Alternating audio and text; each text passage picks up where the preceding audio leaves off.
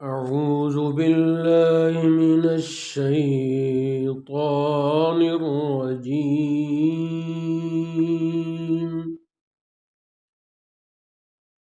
بسم الله الرحمن الرحيم.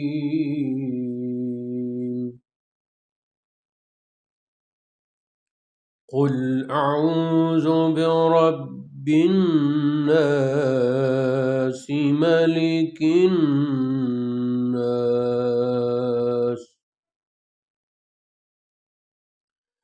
إله الناس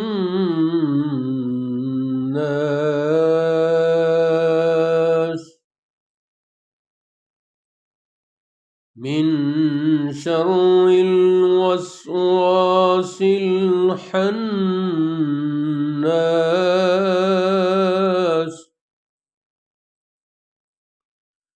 الذي يوسوس في صدور الناس من الجنة والناس.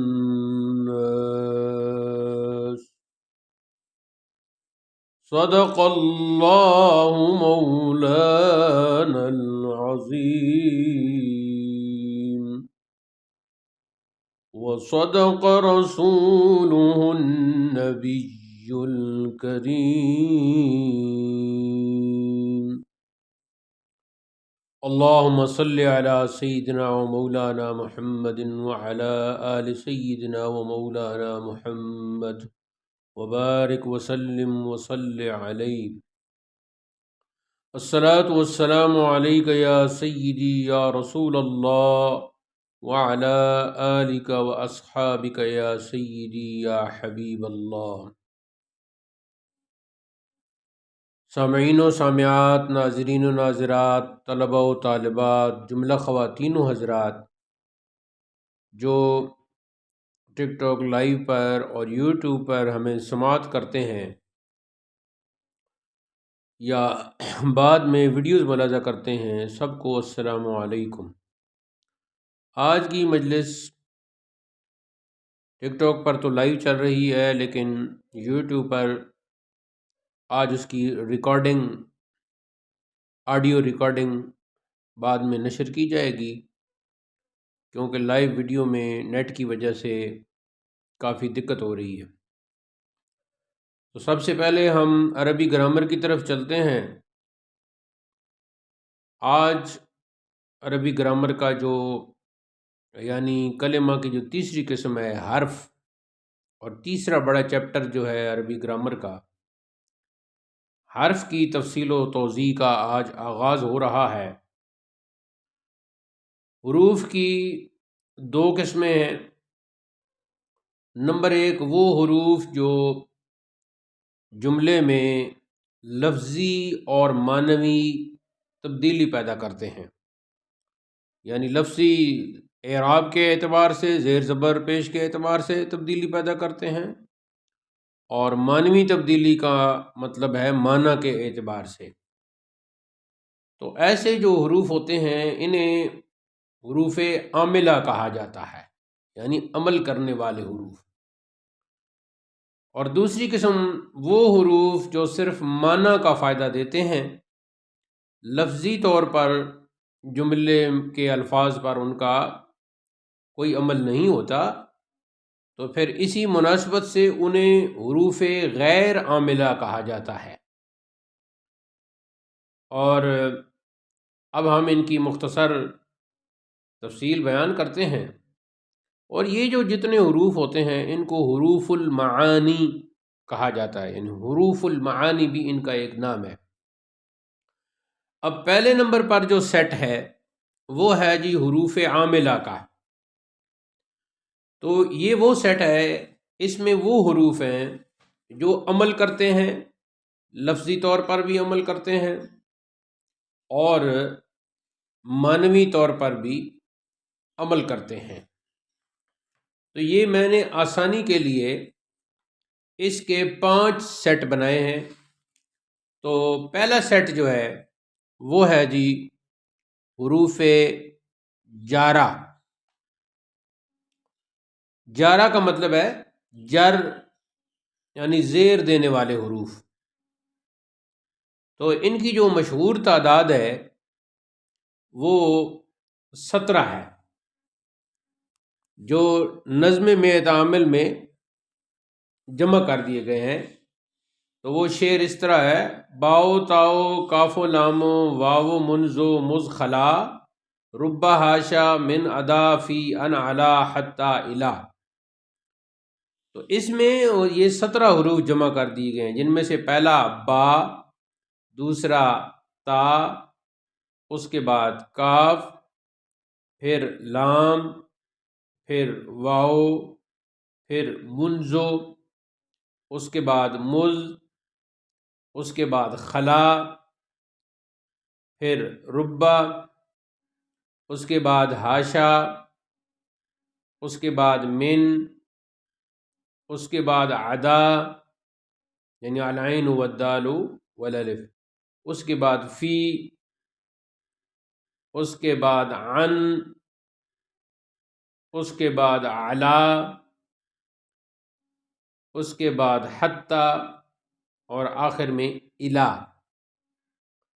تو یہ ترتیب نہیں ہے حروف کی، بلکہ شعر میں وزن کے اعتبار سے یہ اس طرح جمع کر دیے گئے ہیں. تو 17 حروف ہیں یہ، اور انہیں حروف جارہ کہا جاتا ہے کہ یہ جب بھی کسی کلمہ پر داخل ہوتے ہیں اور وہ ان کا مدخول بنتا ہے اس کو یہ زیر دیتے ہیں. تو سب سے پہلے ہے جی با اور بے. اس کا معنی ہوتا ہے سے. اس کا معنی آپ اردو میں کر سکتے ہیں، کہیں کہیں اس کا معنی پر کر سکتے ہیں، کہیں اس کا معنی سبب کر سکتے ہیں، کہیں اس کا معنی ساتھ کر سکتے ہیں، وغیرہ بہت سے معنی. جیسے آمنت باللہ، ایمان لایا میں اللہ پر، یعنی میں ایمان لایا اللہ پر. تو اب جو ہم نے پڑھا نا آمنت باللہ، تو لفظ اللہ کی جو ہا ہے اس کے نیچے زیر ہم نے اس با کی وجہ سے پڑھی ہے. یہ تو ہو گئی لفظی تبدیلی، اور معنی اس کا کیا ہے؟ یعنی میں اللہ پر ایمان لایا. اور دوسری مثال ہے اس کی کتبت بالقلم، میں نے قلم سے لکھا یا قلم کے ساتھ لکھا. تو یہاں بھی بالقلم، یہاں با آیا ہے حرف جار، اور القلم کی جو میم ہے اس کے نیچے زیر آ گئی. اور جو ہم بسم اللہ پڑھتے ہیں، بسم اللہ، اللہ کے نام سے، تو اس میں بھی با ہے، اسم پر با ہے، اور اس کی وجہ سے بسم جو میم ہے اس کے نیچے زیر آ گئی ہے. تو یہ 3 مثالیں حرف با کی. دوسرے نمبر پر ہے جی تا، یعنی تا زبر تا. تو یہ عموماً قسم کے لیے استعمال ہوتا ہے، جیسے تاللہ لقد آثرک اللہ علینا. تو تاللہ، تو لفظ اللہ کی ہا کے نیچے جو ہم نے زیر پڑھی ہے وہ اس تا کی وجہ سے پڑھی ہے. یہ قرآن مجید کی آیت ہے. یوسف علیہ السلام کے بھائیوں نے یوسف علیہ السلام کو مخاطب کر کے کہا تھا. تیسرے نمبر پر ہے جی کاف، یعنی کا. یہ تشبیہ کے لیے، جیسے العلم کالنور، علم روشنی کی مانند ہے، یعنی اس کے مشابہ ہے. تو النور کے را کے نیچے جو زیر پڑھ رہے ہیں یہ اس کاف کی وجہ سے پڑھ رہے ہیں. چوتھے نمبر پر حرف ہے جی لام. تو یہ کیسے استعمال ہوتا ہے؟ لفظ کے ساتھ مل کے لے لا، یا تو اس کے نیچے زیر آتی ہے یا اس کے اوپر زبر آتی ہے. اس کا معنی ہوتا ہے واسطے، کا، کے، کی، کو، یہ سب اس کے معنی آتے ہیں. قلت لزید، میں نے زید کو کہا. تو اب لزید، زید کے دال کے نیچے جو تنوین آئی ہے زیر کی، یہ اسلام کی وجہ سے آئی ہے. آگے جی قرآنی مثال، لکم دینکم ولی دین، تمہارے لیے تمہارا دین، میرے لیے میرا دین. تو یہ بھی اس کا استعمال ہو گیا. 5ویں نمبر پر ہے جی واو. واو بھی قسم کے لیے استعمال ہوتا ہے. یہ حرف جیسے واللہ، اللہ کی قسم، واللہ. تو لفظ اللہ کے ہاں کے نیچے جو زیر آئی ہے یہ اس واو کی وجہ سے آئی ہے. اور دوسری مثال ہے جی ورب الکعبتی، ورب الکعبتی، رب کعبہ کی قسم. تو یہاں بھی واو قسم کے لیے ہے، اور رب کے جو با کے نیچے زیر پڑی ہے تو وہ اس واو کی وجہ سے پڑی ہے. 6 نمبر پر ہے جی ربہ. تو ربہ کا 2 معنی ہیں، ایک معنی ہے بعض اور دوسرا معنی ہے بہتیرے یعنی اکثر. رب رجل کریم لقیتہ، بتیرے شریف آدمیوں سے میں نے ملاقات کی. تو اب رجل، لام کے نیچے جو یہ زیر آئی ہے یعنی تنوین آئی ہے زیر کے ساتھ، تو یہ ربہ کی وجہ سے آئی ہے.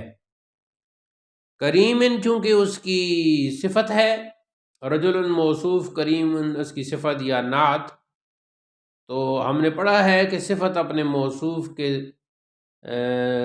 کی برابر ہوتی ہے اعراب میں اور ہر چیز میں، تو اس لیے پھر کریم پڑھا گیا. 7ویں اور 8ویں نمبر پر ہے جی مز اور منزو. تو یہ عرصہ بتانے کے لیے استعمال ہوتے ہیں.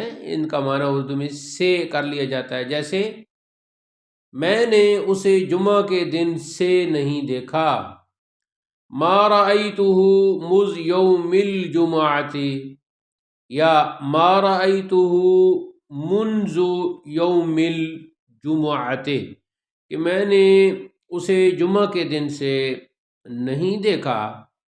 تو اب یوم الجمعہ، یوم کی میم کے نیچے جو ہم نے زیر پڑھا یہ ایک دفعہ مز کی وجہ سے آیا ہے، اور اگر منز استعمال کریں تو دوسری دفعہ منزو کی وجہ سے آیا ہے. 9ویں نمبر پر ہے جی من. اردو میں اس کا معنی ہے سے، بعض، میں سے یا بسبب. یہ سارے اس کے ہو جاتے. جیسے سرت من اتک الی لنجر، میں نے اٹک سے لنگر تک سیر کی. تو اس میں الا بھی آ گیا ہے جو آگے جا کے ہم پڑھیں گے. دوسری مثال ہے اعوذ باللہ من الشیطان الرجیم. تو اعوذ باللہ، باللہ میں با کی مثال بھی آ گئی، من الشیطان، تو یہاں من آ گیا، اور الشیطان جو ہے اس لفظ کے نون کے نیچے جو زیر آئی ہے وہ اس من کی وجہ سے آئی ہے. تو یہاں یہ بھی ذہن میں رکھیں کہ من کا جو نون ساکن ہوتا ہے جب وہ آگے ملتا ہے دوسرے لفظ کے ساتھ تو نون کے اوپر زبر آ جاتی ہے، لیکن اس کا عمل زیر دینے کا ہوتا ہے وہ باقی رہتا ہے. 10ویں نمبر پر ہے جی فی. فی کا معنی ہے میں یا بارے میں، اور کبھی پر کے معنی میں بھی آ جاتا ہے. سیرو فی الارض، زمین میں سیر کرو یا زمین پر سیر کرو. اور اس میں فی الارض ضاد کے نیچے جو زیر آئی ہے یہ فی کی وجہ سے آئی ہے. اور ایک اور مصرع ہے جی جزاک اللہ فی الدارین خیرا. تو فی الدارین، تو الدارین کے نون کے نیچے جو زیر آئی ہے وہ بھی فی کی وجہ سے آئی ہے. اور ایک اور مثال ہے تکلم الاستاذ فی تلمیذہ، استاد نے اپنے شاگرد کے متعلق گفتگو کی، تو تلمیذ ذال کے نیچے جو زیر آئی ہے وہ اس فی کی وجہ سے آ گئی ہے۔ 11ویں نمبر پر ہے جی عن کا معنی ہوتا ہے سے یا طرف سے، جیسے عن علی رضی اللہ تعالی عنہ، تو اس کا معنی ہوگا علی رضی اللہ تعالی عنہ سے، جب کوئی روایت بیان کرتے ہیں یا کوئی بات بیان کرتے ہیں۔ اور قرآن کی مثال وَهُوَ الَّذِي يَقْبَلُ التَّوْبَةَ عَنْ عِبَادِهِ، اور وہ اللہ جو قبول کرتا ہے توبہ اپنے بندوں کی طرف سے، تو یہ عن عباد دال کے نیچے جو زیر آئی ہے یہ عن کی وجہ سے آئی ہے۔ 12ویں نمبر پر ہے جی علا، اس کا معنی ہے پر، اور ایک اس کا معنی ہے باوجود، جیسے وَعَلَيْهَا وَعَلَى الْفُلْكِ تُحْمَلُونَ، قرآن مجید آ گیا، تو وَعَلَى الْفُلْكِ، تو الفلک کے کاف کے نیچے جو زیر آئی ہے وہ علا کی وجہ سے آئی ہے۔ ایک اور مثال لا تجلس علی الارض، زمین پر مت بیٹھو، تو الارض کے دوات کے نیچے جو زیر آئی ہے وہ علا کی وجہ سے آئی ہے۔ فتوکل علی اللہ، پس اللہ پر توکل کرو، تو لفظ اللہ کی ہا کے نیچے جو زیر آئی ہے وہ بھی علا کی وجہ سے آئی ہے۔ 13ویں نمبر پر آتا ہے جی الا کا معنی ہے تک یا طرف، جیسے من الالف الی الیاء، الف سے یا تک، تو اب الالف کے فا کے نیچے جو زیر ہے وہ من کی وجہ سے آئی، اور الیاء کے حمزہ کے نیچے جو زیر ہے وہ الا کی وجہ سے آئی۔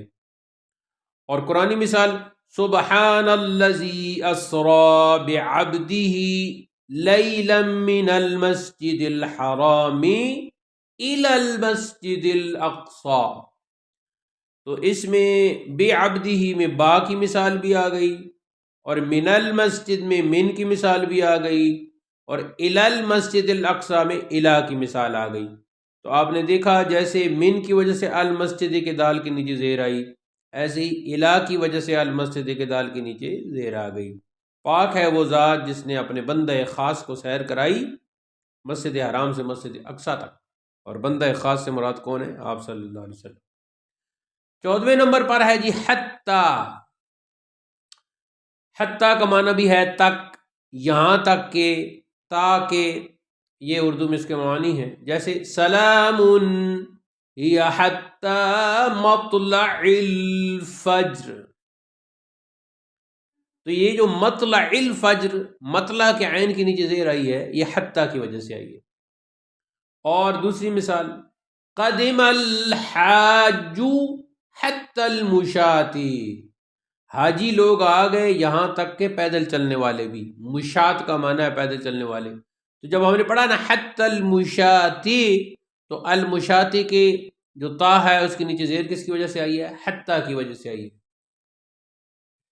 آگے جی 15 16 17 آخری جو تین رہ گئے ہیں، خلا الخاء واللام والالف، حاشا الحاء الالف الشین الالف، عدا العین والدال والالف، یہ تین جو ہیں حروف ہر ایک کا معنی ہے سوا، یعنی یہ الگ کرنے کے لیے، جیسے جاء القوم خلا زید، زید کے سوا سب لوگ آ گئے، تو اب آپ نے دیکھا خلا زیدن، تو زیدن کے دال کے نیچے جو زیر آئی ہے کس کی وجہ سے آئی ہے؟ خلا کی وجہ سے۔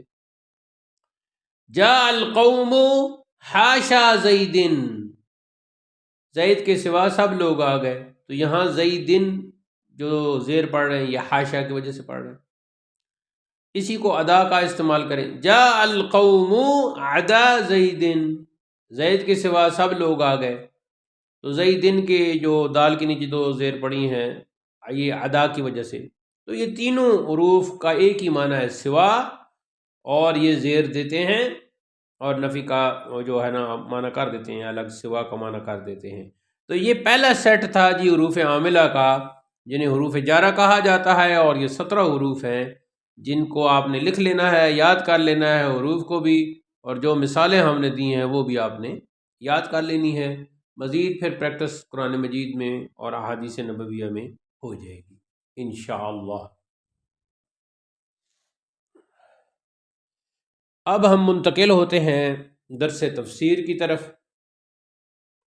سورہ آل عمران کا درس جاری ہے۔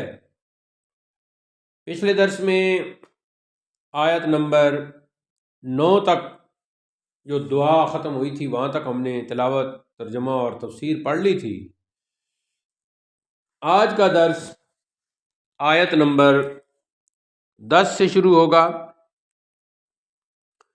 اعوذ باللہ من الشیطان الرجیم، ان الذین کفروا لن تغنی عنہم اموالہم ولا اولادہم من اللہ شیئا وَأُولَئِكَ هُمْ وَقُودُ النَّارِ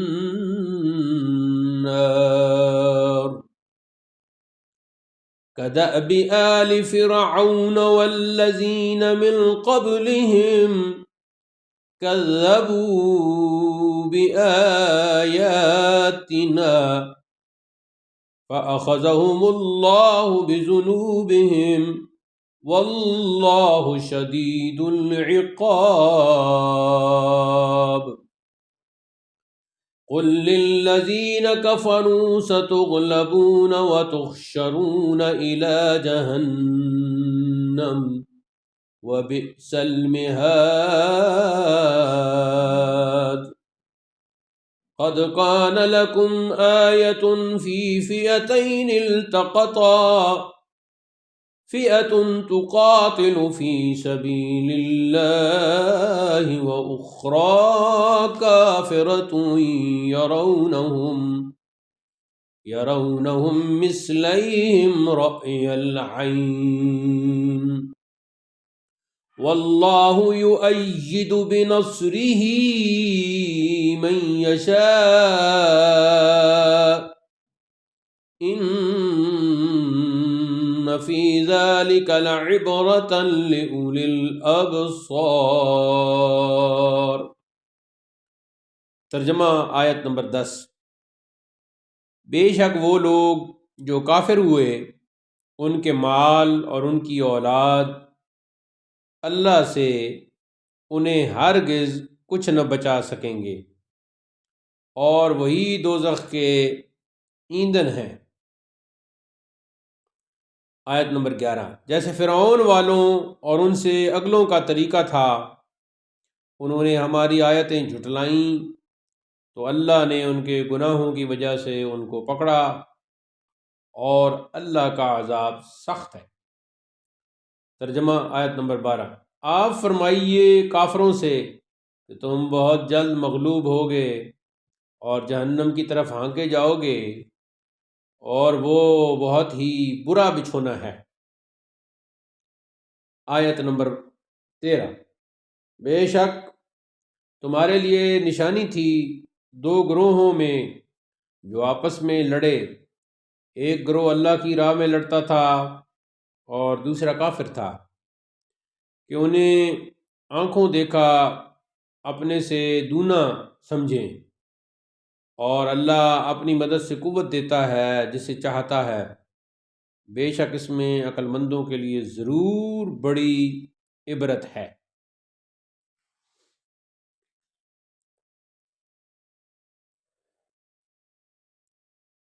یہ جو آیت نمبر 10 ہے، اس میں عقل مند اور عاجزی سے دعا کرنے والوں کے مقابلے میں سچے دین اور رسول کریم سے منحرف ہونے والے منکروں کا ذکر فرمایا، کہ جن لوگوں نے حق سے انکار کیا اور اپنے مال و متاع، اولاد و برادری کے گھمنڈ میں ہیں، انہیں معلوم ہونا چاہیے کہ قیامت کے دن انہیں مال، اولاد اللہ تعالیٰ کے عذاب سے نہ بچا سکیں گے، اور وہ دوزخ کا ایندھن بن گئے۔ آیت نمبر 11 کے شروع میں فرمایا کدأب آل فرعون، جیسے فرعون والوں۔ یہ جو داب کا لفظ ہے نا، داب کا معنی یعنی عربی میں تو داب حمزہ جھٹکے کے ساتھ پڑھیں گے، اور اردو میں داب کہہ دیں گے، فارسی میں داب۔ داب کا معنی ہے عادت ہے، اور فرعونیوں سے مراد کون ہے؟ فرعونیوں سے پہلے والوں سے مراد عاد، سمود وغیرہ پہلی امتوں کے لوگ ہیں۔ تو پھر آیت کے معنی یہ ہے کہ ان مشرکین مکہ کی عادت اور طریقہ فرعونیوں اور ان سے پہلے کافروں والا ہے، اور ان کی ہلاکت بھی اپنے گناہوں کی وجہ سے ہوئی، اور ان کی بھی، یہ جو مکہ والے ہیں ان کی بھی اسی بنا پر ہوگی۔ تو یہ فرعونیوں اور جو فرعون سے پہلے تھے ان کے طریقوں پر چلتے ہیں، یعنی جیسے فرعونیوں وغیرہ کا حال حضرت موسیٰ علیہ السلام کے ساتھ تھا، وہی ان مکہ کے کافروں کا حضور صلی اللہ علیہ وسلم کے ساتھ ہے۔ انہوں نے ہماری آیتیں جھٹلائیں تو اللہ نے ان کے گناہوں کی وجہ سے انہیں پکڑ لیا، اور اللہ تعالیٰ کا عذاب بڑا سخت ہے۔ اس میں کفار کو سمجھانا مقصود ہے تاکہ عذاب سے ڈر کر باز آئیں۔ آگے جی آیت نمبر 12، نبی کریم رؤوف الرحیم علیہ الصلاۃ والتسلیم نے فتح بدر کے بعد یہودیوں کو اسلام لانے کی دعوت فرمائی، اور ارشاد فرمایا کہ اگر تم اسلام نہ لائے تو تمہارا بھی وہی انجام ہوگا جو قریش مکہ کا ہوا۔ اس پر انہوں نے کہا کہ وہ تو ناتجربہ کار تھے، اگر ہم سے مقابلہ ہوا تو آپ کو پتہ چلے گا کہ لڑنے والے ایسے ہوتے ہیں۔ تو پھر ان کی اس گستاخی کے جواب میں یہ آیت کریمہ نازل ہوئی، قُلْ لِلَّذِينَ كَفَرُوا سَتُغْلَبُونَ وَتُحْشَرُونَ إِلَى جَهَنَّمَ وَبِئْسَ الْمِهَادُ۔ اور ارشاد ہوا کہ اے حبیب، آپ ان بے دینوں کو شکست اور مغلوبیت کا واضح اعلان فرما دیں کہ اے منکرو، بہت جلد تم سب مغلوب ہو جاؤ گے، قتل کیے جاؤ گے، اور پھر قیامت کے دن دوبارہ زندہ ہو کر دوزخ میں جاؤ گے۔ وَبِئْسَ الْمِہَادُ، وہ بہت ہی برا ٹھکانہ ہے۔ تو اس میں جلالین میں الفاظ ہیں فی الدنیا بالقتل والاسر وضرب الجزیۃ وقد وقع ذلک ویحشرون بالوجہین، یعنی فی الآخرۃ الی جہنم۔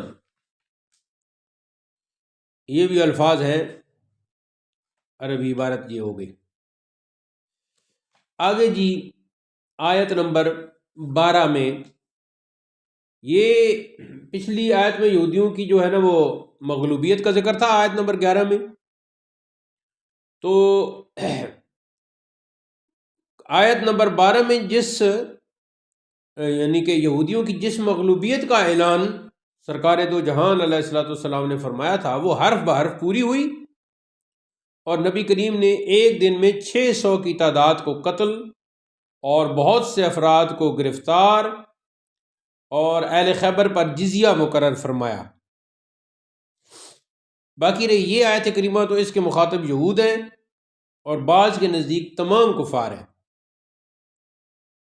اچھا، اب یہ جو ہے نا، اور بعض کے نزدیک جو ہے مومنین وغیرہ سارے شامل ہیں۔ اس آیت میں معرکہ بدر کا ذکر ہے، جو فرمایا نا قد کان لکم آیۃ فی فئتین التقطا، بے شک تمہارے لیے آیت یعنی نشانی تھی دو گروہوں میں، فئتین دو گروہوں میں، التقطا جب وہ آپس میں لڑے، فئتن تقاتل فی سبیل اللہ، ایک گروہ تو وہ ہے کہ جو اللہ کی راہ میں لڑتا تھا، وَأُخْرَى کافرۃ، اور دوسرا گروہ جو ہے وہ کافر تھا، یرونہم مثلہم رأی العین، کہ انہیں آنکھوں دیکھا اپنے سے دونا سمجھے، واللہ یؤید بنصرہ من یشاء، اور اللہ اپنی مدد سے قوت دیتا ہے جسے چاہتا ہے، ان فی ذلک لعبرۃ لأولی الابصار، تو اس میں عقل مندوں کے لیے بڑی عبرت ہے۔ اب یہ جو غزوہ بدر تھا، معرکہ بدر تھا، یہ ہر نوعیت سے عجیب و غریب تھا۔ حق و باطل کا ایسا حیران کن مقابلہ تھا جس میں مسلمانوں کی تعداد صرف 313 تھی، صرف 313، اور لطف یہ کہ ان میں صرف 6 زرہ پوش تھے۔ ساری دنیا کے اس انوکھے اور نرالے لشکر کا سارا ظاہری سامان 2 گھوڑے، 70 اونٹ اور 8 تلواریں تھیں۔ اب ادھر دیکھیں مقابلے میں کیا ہے، اس لشکر کے مقابلے میں، جس کے مقابلے میں کفار کی تعداد کتنی تھی؟ 950 تھی، جو اس زمانے کے ہر طرح کے اسلحہ سے پوری طرح مسلح تھے۔ ان کے پاس سواری کے لیے 100 گھوڑے اور 700 اونٹ تھے۔ آگے پھر حضرت نے حفیظ جلندری کے اشعار لکھے ہیں کہ جو شاہنامہ اسلام میں حفیظ جلندری نے جو بیان کیا ہے، تو حضرت لکھتے ہیں کہ حفیظ جالندری نے حق و باطل کے ان 2 لشکروں کا تقابل جن ایمان افروز باطل سوز الفاظ میں پیش کیا ہے، اس کی صرف ایک جھلک ملاحظہ ہو۔ تو یہ اشعار میں کوشش کرتا ہوں کہ دھن کے ساتھ پڑھ دوں۔ کھڑے تھے روبرو اب صف بصف حق، صف بصف باطل، کھڑے تھے روبرو اب صف بصف حق، صف بصف باطل، ادھر حق سر بکف موجود، در خنجر بکف باطل، ادھر وہ جن کے دم سے ہو گیا اسلام پائندہ، ادھر کفار کی دنیا کا ہر کافر نمائندہ، عیاں تھا ایک جانب نور، ظلمت دوسری جانب، صفائے قلب ایک جانب، کدورت دوسری جانب، ادھر تقدیر پر شاکر، ادھر تدبیر پر تقیہ، ادھر فضل خدا پر ناز، ادھر شمشیر پر تقیہ،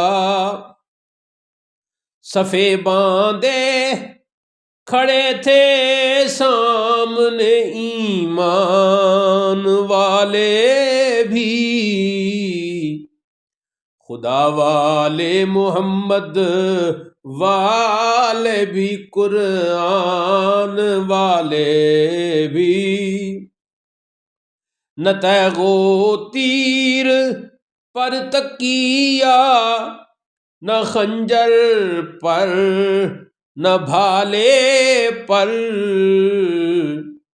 بھروسہ تھا تو ایک سادی سی کالی کملی والے پر، یہ پہلا جشن تھا دنیا میں افواج الہی کا،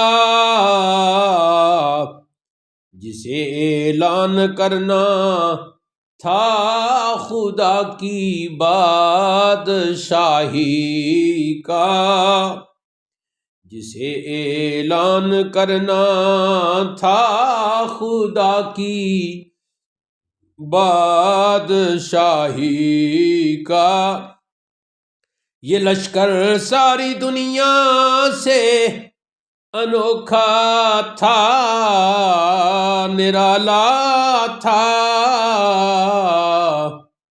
کہ اس لشکر کا آقا ایک کالی کملی والا تھا۔ اصل میں حفیظ جالندری نے اس مصرع میں افسر لکھا تھا کہ اس لشکر کا افسر ایک کالی کملے والا تھا، تو حضرت نے یہاں افسر کی جگہ آقا لکھ دیا اور ساتھ وضاحت بھی کر دی کہ موصوف کے لفظ افسر کی جگہ فقیر نے آقا لکھا ہے۔ تو یہ جو ہے نا جی، غزوہ بدر کا اوپر جو حوالہ دیا گیا تھا 70 اونٹ تھے اور 8 تلواریں تھیں، تو نیچے حضرت نے علامہ ابن جوزی کا قول نقل کیا ہے کہ علامہ ابن جوزی نے 30 اونٹ بتائے ہیں الوفا میں۔ اچھا، اب کیا ہوا؟ تو پھر کیا ہوا؟ دونوں لشکر آمنے سامنے آ کر نبرد آزمائی کرنے لگے، تلواریں، تیر اور نیزے چلنے لگے، تو خدا و تعالیٰ نے غیبی مدد بھیج کر کفار کو مغلوب اور اپنے پیاروں کو غالب فرما دیا۔ اللہ تعالیٰ کی یہ شان ہے کہ جس کو چاہتا ہے فتح یاب کرتا ہے۔ اتنے تھوڑے اور بظاہر بے سر و سامان مجاہدین اسلام کا اس شان سے کامیاب ہونا سرکار دو جہان علیہ الصلاۃ والسلام کا عظیم الشان معجزہ، لوگوں کی عبرت کا سامان اور اللہ کی نشانیوں سے بہت بڑی نشانی ہے۔ اس جنگ میں ایک عجیب بات یہ تھی کہ کفار 2 حصے زیادہ ہونے کے باوجود یہ محسوس کرتے تھے کہ مسلمان ہم سے دگنے ہیں، یعنی 2 گنے ہیں۔ اور جن مفسرین نے ہم ضمیر کا مرجع کفار اور یرونا کا فاعل مسلمانوں کو قرار دیا ہے، یعنی یرونہم، یعنی یہ مسلمان ان کو دیکھتے تھے، ان کافروں کو، تو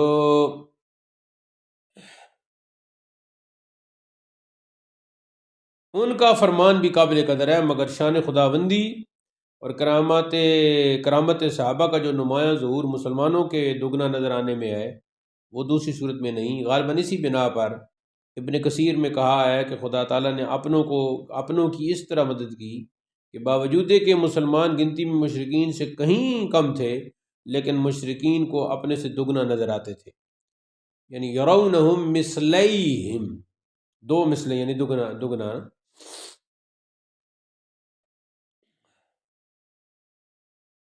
یہ جنگ 17 رمضان المبارک 2 ہجری المقدس جمعہ کے دن ہوئی تھی، جس نے اس حقیقت کو روز روشن کی طرح واضح کر دیا کہ فتح و نصرت کا تعلق زیادہ تعداد یا سامان سے نہیں بلکہ خدا تعالیٰ کے فضل و کرم سے ہے، جس نے اپنے حبیب کریم کی غیبی خبروں کو حرف بحرف پورا فرمایا۔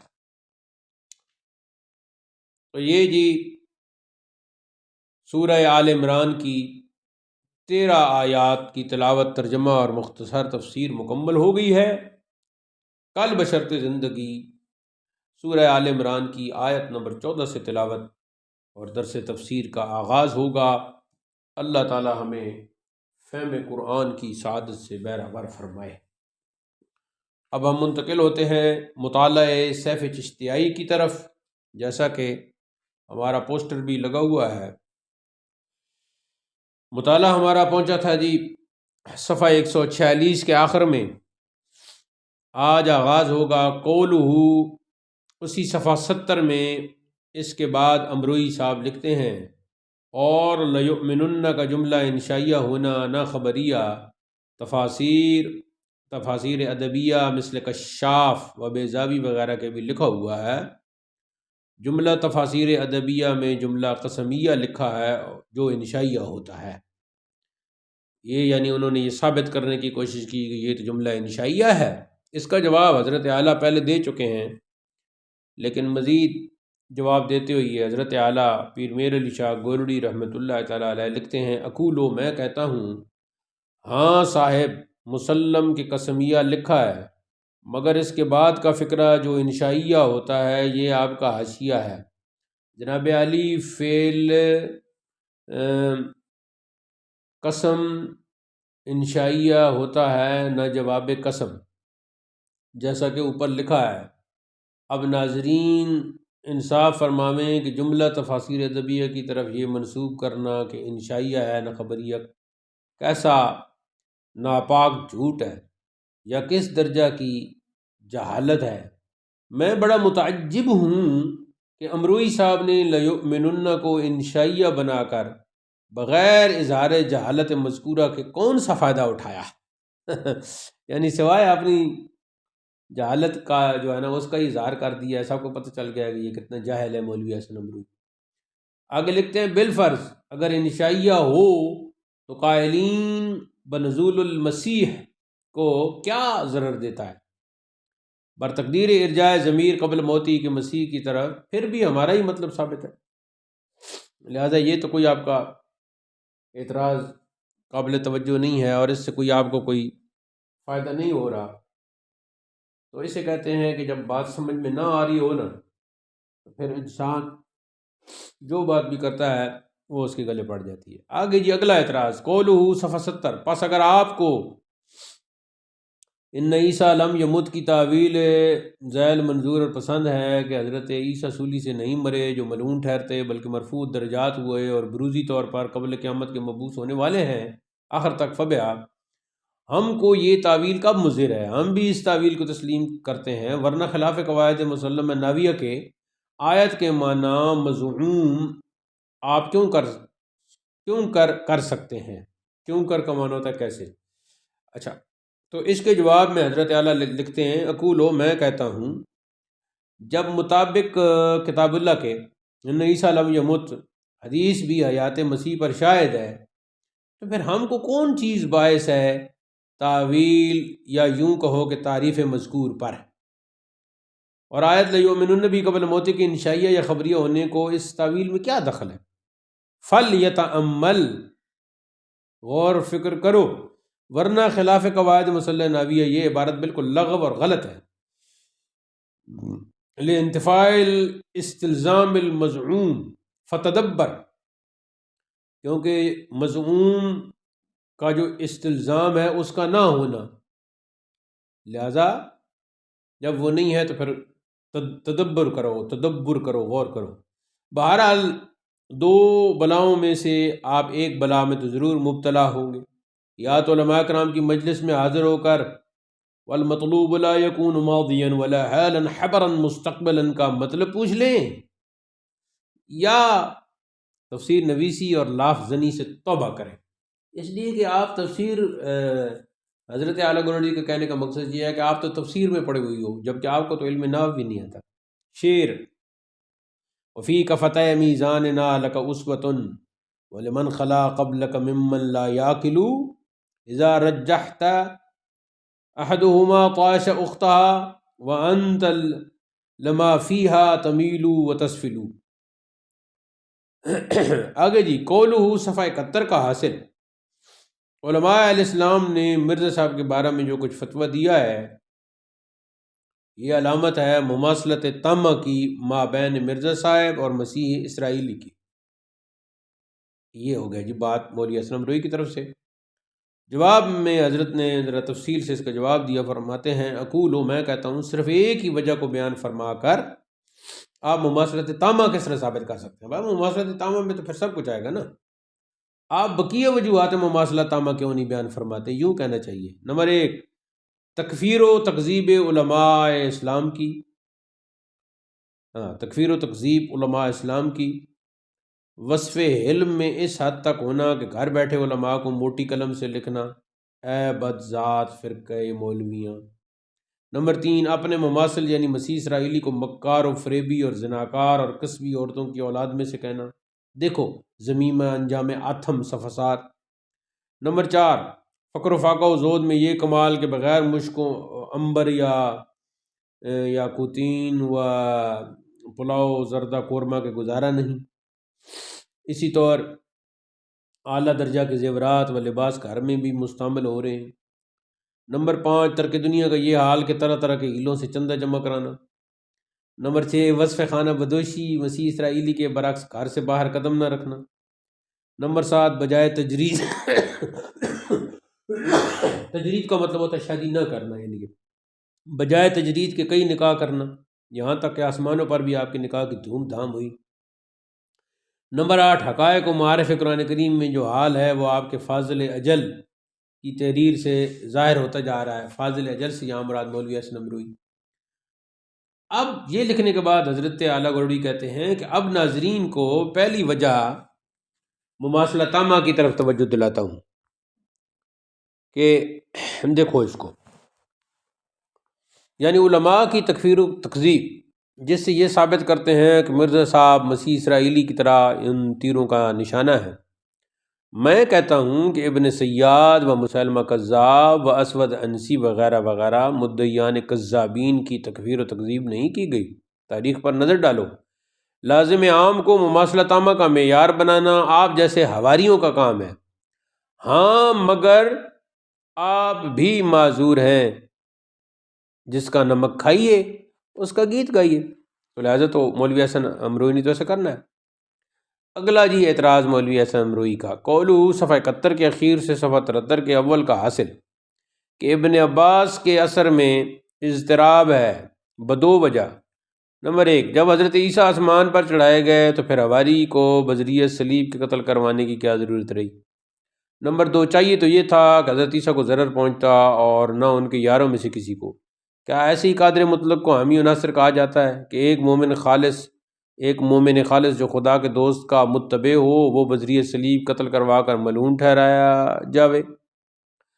اب یہ جو اعتراض ہیں ان دونوں اعتراض کے، یعنی اثر ابن عباس پر امروئی کی جاہلانہ اعتراض اور گستاخی، اور ابن عباس کی جانب سے امروئی کو جواب، تو اس کے جواب میں حضرت کہتے ہیں اقول، میں کہتا ہوں کہ بجواب پہلے اضطراب کے گزارش ہے کہ آپ نے پوری نقل کیوں نہیں کی تاکہ ہماری طرف التجا ہی نہ رہتی۔ تفسیر کبیر سے آپ شکوک و اضطراب کو نقل تو فرماتے ہیں مگر جواب کے وقت دجل سے کام لیتے ہیں۔ اسی اضطراب کو علامہ راضی اس عبارت سے بیان فرماتے ہیں، والاشکال الثالث انہ تعالی کان قادرا علی تخلیص من اولئک العذاب ان یرفعوا الى السماء فما الفائدۃ فی القاء الشبہ علی غیرہ والفی الا القاء مسکین فی القتل من غیر فائدۃ الیہ۔ تفسیر کبیر۔ تو جواب کا حاصل یہ ہے کہ اگر اللہ تعالیٰ بذریعہ جبرائیل علیہ السلام یا خود حضرت عیسیٰ کے کمالات موہوبہ کے مطابق بلا واسطہ القاء شبہ کے ان کو بچا لیتا تو یہ معجزہ حد الالجا تک پہنچ جاتا جس سے ایمان بالغیب جاتا رہتا، یعنی ان کو اتنا کھلا نشان دے کر بمجبوری ایمان لانا پڑتا۔ رہا یہ القاء شبہ امکان وقوعی بھی رکھتا ہے یا نہیں، اور برتقدیر وقوع منافی ہے حکمت الہیہ کو یا نہ، سو معروض ہے کہ تعینات و تشکلات جو حقیقت جامعہ کو عارض ہیں وہ بمنزلہ لباسوں کے ہوتے ہیں۔ وہی حقیقت ایک لباس کو اتار کر دوسرے کو پہن سکتی ہے بحول اللہ و قوتہ۔ تشریح اس کی شیخ عبد الوہاب شعرانی کی بعض تصانیف اور ایسی فتوحات مکیہ وغیرہ سے بخوبی معلوم ہو سکتی ہے۔ قطب العالم سلطان العاشقین و برہان المعشوقین حضرت خواجہ محمد سلیمان توسوی رحمۃ اللہ تعالیٰ علیہ کا قصہ مشہور ہے کہ آپ کے ایک خادم بارگاہ کو جب ہنود نے ایک ہندو کے مکان میں جس میں وہ بغرض ملاقات محبوبہ جا گھسا تھا پکڑنے کا ارادہ کیا تو کیا دیکھتے ہیں کہ اندر مکان میں اس محبوبہ کا شوہر ہے، وہ خادم نہیں۔ اس کے بعد ایک روز قطب العالم رحمۃ اللہ علیہ نے اس کو فرمایا کہ اے فلاں، میں تمہارے لیے کب تک ہندو بنوں گا، میرے سفید بالوں سے حیا کر۔ الغرض ایک شکل کا متشکل باشکال مختلفہ ہو جانا، یعنی ایک ہی شکل مختلف شکلوں میں متشکل ہو جاتی ہے، یا ایک ہی شخص کا ایک وقت میں متعددہ مکانوں میں موجود ہونا نہ صرف امکان ہی رکھتا ہے بلکہ واقعات مشہودہ میں سے ہے۔ ما ھذا، یعنی اس کے باوجود منافی حکمت الہیہ کے بھی نہیں، کیونکہ ایسے موقع میں جب کہ آدھا اپنے ذہن میں بھی خیال کر بیٹھے ہوں کہ گویا ہم کامیاب ہو گئے، یعنی مدعا ہمارا قریب بحصول ہے، اب کوئی معنی فی مابین نہیں، تو اچانک ہی مدعا کا ہاتھ سے چلا جانا کس قدر موجب رسوائی و ذلت و ندامت کا ہوتا ہے، خصوصاً جب کہ اس ناکامیابی کے ساتھ ساتھ دھوکہ بھی کھا چکے ہوں، کیونکہ اس صورت میں علاوہ ناکامیابی کے صفاحت اور جہالت کا تمغہ بھی ہے۔ صفاحت کا معنی ہے بے وقوفی۔ باقی رہا ایک مومن بے گناہ کا قتل ہونا، سو یہ کوئی نئی اور انہونی بات نہیں۔ زمانہ قدیم سے اہل حق اور اس کے دوست بھی جن کے مقدر میں یہی ہوتا ہے شہادت پا کر جنت کو صدارتے رہے ہیں۔ اللہ قادر تھا کہ جنگ احد یا بدر یا خیبر وغیرہ میں اپنے عدیم النظیر دوست صلی اللہ علیہ وسلم کو، جن کی شان عالی سے اشعار ذیل کچھ پتہ دیتے ہیں، بغیر اس کے کہ کوئی مومن کامل متبع قتل کیا جاوے فتح عطا فرما دیتا، مگر ان غزوات میں کئی مومن کامل شہید ہوئے۔ اب یہ اشعار قصیدہ بردہ کے ہیں جو حضرت نے حضور کی شان کو واضح کرنے کے لیے قصیدہ برزہ سے لکھے ہیں، تو میں پہلے وہ اشعار پڑھ دیتا ہوں۔ فَهُوَ الَّذِي تَمَّ مَعْنَاهُ وَصُورَتُهُ ثُمَّ اصْطَفَاهُ حَبِيبًا بَارِئُ النِّسَمِ مُنَزَّهٌ عَنْ شَرِيكٍ فِي مَحَاسِنِهِ فَجَوْهَرُ الْحُسْنِ فِيهِ غَيْرُ مُنْقَسِمِ دَعْ مَدَّعَتْهُ النَّصَارَى فِي نَبِيِّهِمْ وَاحْكُمْ بِمَا شِئْتَ مَدْحًا فِيهِ وَاخْتَكِمِ فَانْسُبْ إِلَى ذَاتِهِ مَا شِئْتَ مِنْ شَرَفٍ وَانْسُبْ إِلَى قَدْرِهِ مَا شِئْتَ مِنْ عِظَمِ فإن فضل رسول الله ليس له حد فيعرب عنه ناطق بفمي فمبلغ العلم فيه أنه بشر وأنه خير خلق الله كلهم وكل آية أتى الرسل الكرام بها فإنما اتصلت من نوره بهم أكرم بخلق نبي زانه خلق أكرم بخلق نبي زانه خلق بالحسن مشتمل بالبشر متسم کالزار فی طرف والبدر فی شرف والبحر فی کرم والدہر فی ہمم۔ ان اشعار کا خلاصہ یہ ہے کہ حضرت صلی اللہ علیہ وسلم کی سیرت و صورت بنا کر اللہ تعالیٰ نے اپنا حبیب بنایا۔ آپ اپنی خوبیوں میں بے مثال ہیں۔ اے مداح پیغمبر علیہ السلام، اے مداح پیغمبر علیہ السلام کی ذات کی طرف ہر وہ شرف اور عظمت بلا شبہ منسوب کر جو ایسے شرک سے پاک ہو جیسے نصارہ نے اپنے نبی کے متعلق دعویٰ کیا کہ وہ ابن اللہ یا تیسرے خدا یا خدائی میں شریک تھے، کیونکہ حضور علیہ السلام کا فضل و کمال ایسا محدود نہیں جسے بیان کرنے والا احاطہ کر سکے۔ ہاں، عوام کے لیے بس اس قدر واضح ہے کہ آپ کامل بشر اور ساری مخلوق سے افضل ہیں، اور جو معجزات بھی رسول کرام سے ظاہر ہوئے آپ کے نور سے مستفاد ہوئے۔ غرض آپ کی صورت کو آپ کی سیرت نے اور بھی تابناک کر دیا، گویا آپ لطافت میں پھول یعنی کالزار فی طرف والبدر فی شرف والبحر فی کرم والدہر فی ہمم، گویا آپ لطافت میں پھول، شرف میں 14ویں کا چاند، اور جود میں بحر یعنی سمندر، اور ہمت میں ایک عظیم جہان ہے۔ ابھی اشعار اور خلاصہ کے بیان کے بعد حضرت اعلیٰ گورڑی لکھتے ہیں، اور قتل بذریعہ صلیب بھی مثل سائر اسباب قتل کے مومن بے گناہ کے لیے خدا کے ہاں موجب قربت و عزت ہے، اس کا موجب لعنت ہونا صرف مجرم ہی کے لیے ہے۔ دیکھو آیات 22 اور 23 کتاب استثناء، یعنی یہ جو انجیل کی ہے نا، پہلے 2-3 دفعہ حوالے دیے ہیں اسی کتاب میں۔ قادیانی مشن میں مطلق قتل صلیبی کو خواہ بے گناہ مومن کے لیے ہو موجب ملعونیت ٹھہرا کر نتائج فاسدہ لا تعد ولا تحصى یعنی لا تعداد نکل رہے ہیں، تو اس اسلام غریب کا خدا ہی حافظ۔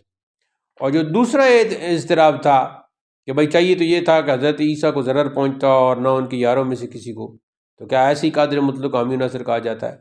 تو اس کے جواب میں حضرت اعلیٰ لکھتے ہیں کہ دوسرے اضطراب کا تحقیقی جواب تو پہلے ہی جواب سے سمجھ لینا چاہیے، صرف الزامی طور پر معروض ہے کہ چاہیے تو یہ تھا کہ حضرت عیسیٰ کو بحسب وعدہ الہیہ کے کوئی ضرر نہ پہنچتا، کہ پہلے سے تو دلاسا کا سلوک ہو چکا تھا، اور امتناناً وائز کففت کو جو آیت میں جو اشارہ بھی کیا گیا نا،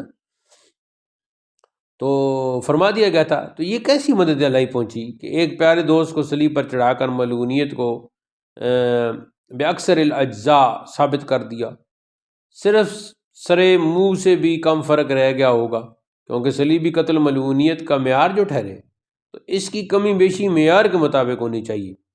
کیا اسی پر امتناناً یہ بھی فرمایا گیا وَمَكَرُوا وَمَكَرَ اللَّهُ وَاللَّهُ خَيْرُ الْمَاكِرِينَ سورہ آل عمران آیت نمبر 54۔ تو کیا ایسے قادر مطلق کو حامی و ناصر کہا جاتا ہے کہ جو کسی ایسے دوست خالص کو سولی سے کرین بقتل کرا دے؟ بلکہ مسیح کے صلیب پر چڑھانے سے تو یہ ثابت ہوتا ہے کہ یہودی خیر الماکرین تھے، کہ ان کی تدبیر حضرت عیسیٰ علیہ السلام اور ان کے خدا دونوں پر غالب رہی۔ آگے حضرت لکھتے ہیں کہ ناظرین رسالہ کے لیے ایک ضروری التماس ہے کہ ہمارا رسالہ پڑھتے وقت امروئی کے شمس کاسفہ، جس کو اس نے شمس بازغہ لکھا ہے نا، تو یہاں حضرت نے کاسفہ لکھا۔ بازغہ کا مطلب تو وہاں روشن ہے، اور یہاں کاسفہ یعنی اس میں کسوف آ گیا ہے اور اس کی روشنی ختم ہو گئی ہے۔ تو امروئی کے شمس کاسفہ کو بھی پاس رکھیں، مگر خبردار ایسی تحریف کو قیمتاً نہ لیویں، الٹا فما ربحت تجارہ جو سورہ البقرہ میں آیا نا، تو وہ فما ربحت تجارہ والا نقصان نہ ہو، ہم بھی چھپوا کر مفت تقسیم کریں گے۔ حسبتاً للہ وکفا باللہ شہیدہ۔ مسلمان بھائیوں، جو کچھ یہاں جواباً ترکی بترکی لکھا ہے بمقابلہ ان کی بے تہذیبیوں کے ہے جو انہوں نے علماء کرام کے حق میں عرصہ سے شائع کرا دی ہیں، ورنہ ہم تو اس طریق کو بالکل ناپسند کرتے ہیں۔ یعنی قادیانیوں کی طرف سے تو جو الٹے پھلٹے اشتہار اور چیزیں چھاپی گئی ہیں، علماء کی توہین کی گئی، ہم ایسا نہیں کرتے، مگر کیا کیا جاوے، سنتے سنتے جی جل رہا ہے۔ اگر صرف دشنام بازی پر ہی صبر فرماتے تو بھی ہرگز بالمقابل کچھ نہ کہا جاتا، لیکن کتاب اللہ اور احادیث رسول اللہ صلی اللہ علیہ وسلم کی تعریف کا صدمہ نہیں اٹھایا جاتا۔ اگر وہ صرف گالیاں دیتے نا تو چلو پھر بھی کوئی صبر کا عادی ہے، لیکن یہاں تو انہوں نے قرآن کا معنی اور اس کا ترجمہ اور اس کی تفسیر ہی غلط کرنے شروع کر دی اپنی طرف سے تعریف۔ یہ تو بڑا صدمہ ہے۔ ہاں، اگر عوام کا لا نام یعنی اپنے بعض خیالات اور بعض کاموں کی طرف سے کے حوالے سے جانوروں کی طرح کہہ دیا ہے عوام کو، تو ان پر اعتبار کر کے عوام کا لا نام پر اعتبار کر کے اگر عوام کا لا نام پر اعتبار کر کے دھوکہ نہ کھاتے تو بھی کچھ ضرورت نہ تھی۔ مگر سب سے بڑا غضب تو یہ ہے کہ وہ رونی شکلیں بنا کر آنسو ٹپکاتے ہوئے جب سجدوں میں تلبیسی اصول سناتے ہیں، اور علاوہ بری ان کے حسن اخلاق و معاملات و عطیات میں، جس کو ترک الدین للدنیا کہیے یا ترک الدنیا لاشاعت ہی یعنی لاشاعت تعریف کتاب اللہ و سنت رسولی سمجھیے، تو بے عقل جھٹ دام میں پھنس جاتے ہیں۔ مثلا جب وہ کہتے ہیں کہ مومنوں کتنا غضب ہے کہ ہمارے مولانا و بالفضل اولانا پیارے حبیب فخر الاولین والآخرین کو تو صرف 63 سال عمر شریف کے ملے اور مسیح اسرائیلی کو 2000 سال، اور ابھی معلوم نہیں کہ وہ کب تک زندہ رہے۔ ہم محمدیوں کو اس کا بڑا افسوس ہے، اور مارے اس تمنا کہ ایک معاملہ بالعکس ہوتا کلیجے پھٹ رہے ہیں۔ ہمارا ایمان اور اخلاص ایسی تقسیم کب گوارا کر سکتا ہے؟ تو سننے والے بودے ان کو کامل محب خیال کرتے ہیں۔ ناظرین، آپ صرف اتنا ہی خیال رکھیں کہ درازی عمر اور ایسی آسمانوں کی سکونت اور بے پدر پیدا ہونا وغیرہ وغیرہ یہ ہرگز موجب فضیلت کا نہیں اوپر افضل الاولین والآخرین صلی اللہ علیہ وسلم کے۔ اس کے باوجود مفصلہ فتوحات سے اس کے وجوہ مفصلہ فتوحات وغیرہ سے معلوم ہو سکتے ہیں، یعنی ادھر یہ تفصیل بیان کی گئی ہے۔ ہمارا یہ کہنا کہ عیسیٰ بن مریم بے پدر پیدا ہوئے، یا یہ کہنا کہ مثلا ان کی والدہ کا ذکر قرآن مجید میں ہے اور اس نے امہ صدیقہ کا شرف پایا ہے وغیرہ وغیرہ، یہ اس لیے نہیں کہ ہم کسی کو حضرت صلی اللہ علیہ وسلم سے افضل یا محبوب تر خیال کرتے ہیں یا ان امور کو باعث سے فضیلت کلیہ سمجھتے ہیں، بلکہ محض اس خیال سے کہ اللہ جل شانہ نے اسی طور پر فرمایا، اور حضرت صلی اللہ علیہ وسلم نے اس کو مان کر ہم کو بھی فرمایا کہ اس کے ساتھ ایمان لاؤ۔ اب ہم اگر یہ کہیں کہ ہم حضرت صلی اللہ علیہ وسلم کے محب ہیں، ہم یہ گوارا نہیں کر سکتے کہ مسیح اسرائیلی کی والدہ کا نام تو قرآن میں بڑے زور سے لیے جاوے اور آپ کی والدہ ماجدہ کا کہیں خالی نام بھی نہ ہو، تو اس خیال کا نتیجہ بجز کفر کے الیاذ باللہ اور کیا ہوگا؟ مومن کو پوری توجہ اس طرف دینی چاہیے کہ اللہ جل جلالہ اور رسول صلی اللہ علیہ وسلم کیا فرماتے ہیں۔ اگر کتاب اللہ اور کتاب رسول کی مراد سمجھتے ہیں، بسبب اختلاف محدث کے فطور ہو جاوے، تو سلف صالحین کے اجماعی عقیدہ کو نہ چھوڑنا چاہیے۔ وما علینا الا البلاغ۔ اس میں یہاں جو ترکی بترکی یہاں جواباً ترکی بترکی لکھا جاتا ہے، اس پر حاشیہ تھا کہ ہمارے رسالہ میں لاف آمودہ مضامین، فقرات و اشعار اکثر امروئی صاحب کی عنایت کی ہوئی ہیں، جو ان پر بالقلب بعد ان کے اظہار جہالت کے وارد کیے جاتے ہیں۔ یعنی پیر میر علی شاہ کہہ رہے ہیں کہ ہم یہ جو کچھ بعض تنزیہ انداز میں شعر یا اس طرح کے کچھ فقرات لکھ دیتے ہیں، تو یہ دراصل انہی کی امروئی صاحب کی کا طریقہ کار ہے۔ تو پھر جب وہ اظہار جہالت کرتے ہیں تو پھر ہم ان پر بطور قلب یعنی ادھر ہی الٹا دیتے ہیں۔ قلب کا مطلب الٹ پلٹ کرنا، تو ہم الٹ پلٹ کر کے ان کی طرف کر دیتے ہیں کیونکہ وہ اظہار جہالت کر رہے ہوتے ہیں۔ تو یہ جی پہلی 2 سطریں ہوئی ہیں صفحہ 151 کی۔ تو اس کے بعد حضرت لکھتے ہیں کہ پہلے لکھ چکا ہوں، یہاں سے صفحہ 151 کا یہ جو دوسرا پیرا ہے، یہاں سے مطالعہ کا آغاز کل بشرط زندگی ہوگا انشاءاللہ۔ اللہ تعالی ہمیں باطل فرقوں کی گمراہی سے بچائے، اور قادیانی اور دیگر ایسے فرقوں کے باطل عقائد سے سادہ لو بندوں کو اللہ تعالیٰ محفوظ و مامون فرمائے۔